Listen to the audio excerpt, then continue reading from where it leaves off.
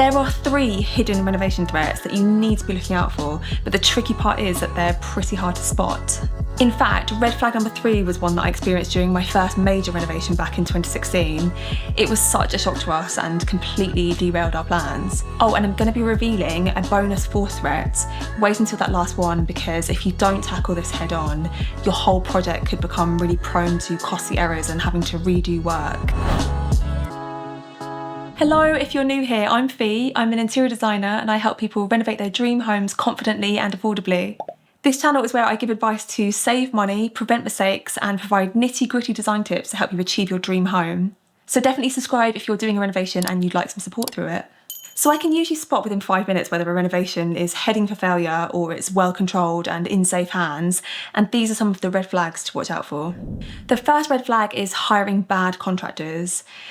I kind of don't like thinking about this for too long, but the reality is cowboy builders are out there. They're conning people, overcharging people, professing that they're great at something, and then when you hire them, their work is slapdash, but you're paying for it anyway. And hiring the wrong people happens far more often than you might realise. And just a side note, I get so angry that our industry is just not regulated as effectively as it should be. Even when you think you have a decent team on board, the architect can miss crucial details like the ceiling height in your loft. Builders can pressure you into decisions that don't optimise your space. I've personally made that mistake. And trades sometimes throw in surprise costs once the job has actually started. That is the worst. It can leave you feeling really confused about who to truly trust with your property. And the thing is, when you're investing £50,000 to £300,000 into your renovation, you need to approach hiring people in a brand new way. If you're not used to hiring people in your day job, this can be quite the promotion you just received. You're now the hiring manager of your own renovation and you're about to invest thousands into your team. It's why we handhold our students so closely through this process. And it's not going to be a quick phone call with a hurriedly drawn plan on the back of an old letter as well. You need to have done as much planning, discussion and thinking yourself before you start making those calls.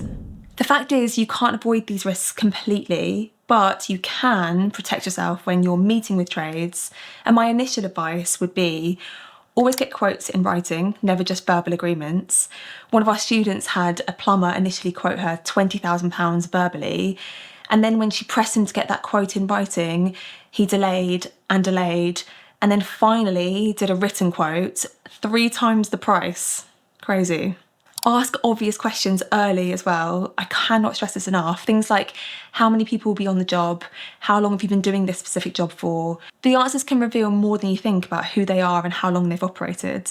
Also, be prepared to pivot if something just does not feel right. Say if they're reluctant to passing on previous clients' contact details, or if they have no images of their work, just really trust your gut. Line up your plans in detail before you ask anyone to quote as well. You need to accurately brief your contractors into the job so that they're fully aware of the scope. And watch out for anyone being a bit creative with their invoicing. If they're charging VAT on their quotes, just do a check to make sure their company's actually VAT registered. There's honestly so much more to say on this topic, but I definitely think we should start some discussion in the comments. So what do you watch out for when you're hiring trades? Have you had any bad experiences that we can all learn from? Pop them in the chat down below.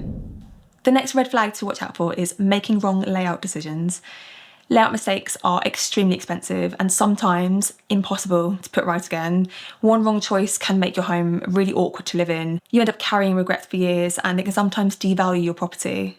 I remember the 2016 version of me, before I became an interior designer, I doubted all of my layout decisions. My lack of training and experience back then led me to make expensive mistakes on our 1930s property. And I just felt so overwhelmed by the options and scared of making mistakes.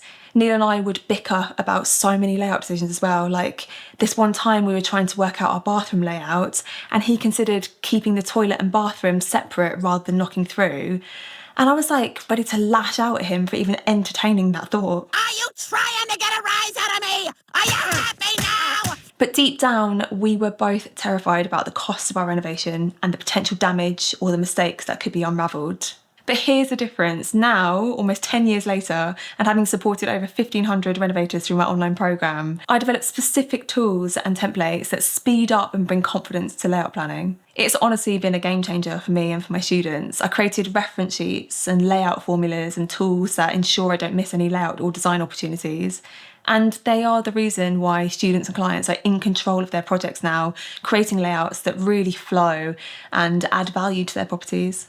So yeah, the 2025 version of me has 100% confidence layout planning. I'm ready for any surprises. I don't question my decisions. And I have full peace of mind that the layouts we're selecting won't be a massive waste of money. So yeah, don't underestimate the power of really good planning and a framework. What I now realise is that in order to get exceptional results, you also need to be exceptional yourself by skilling up, tooling up, and being basically over-prepared.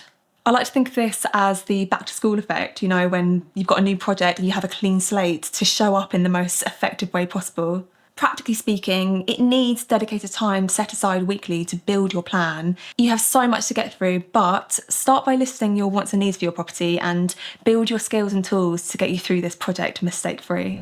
Before we move on to the next point, you might also be worried about your costs spiralling out of control, or you just want a clearer picture of what your renovation costs will actually be. Then join my free 3-day renovation classes. In day 1, I show you how to forecast your renovation costs accurately using real project examples, plus a few of the cost-saving strategies that I teach students. It's completely free and you'll walk away knowing how to get your budget under control before you spend a penny. The link's down below if you want to join us. All right, let's talk about the next red flag because this one catches people off guard.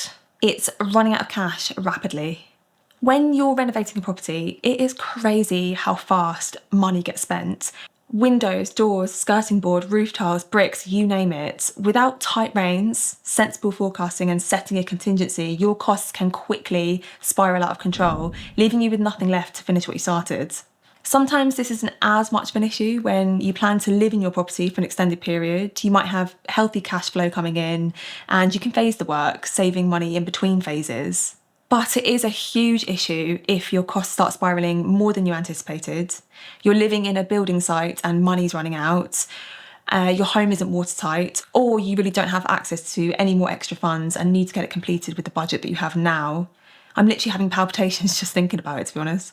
But running out of money is actually so common, even when you think you've got a decent chunk to cover it all. It's caught Neil and I out too. Our project was derailed back in 2016 because nobody was there to warn us about the most expensive mistake we were about to make, which was hiring an architect too early.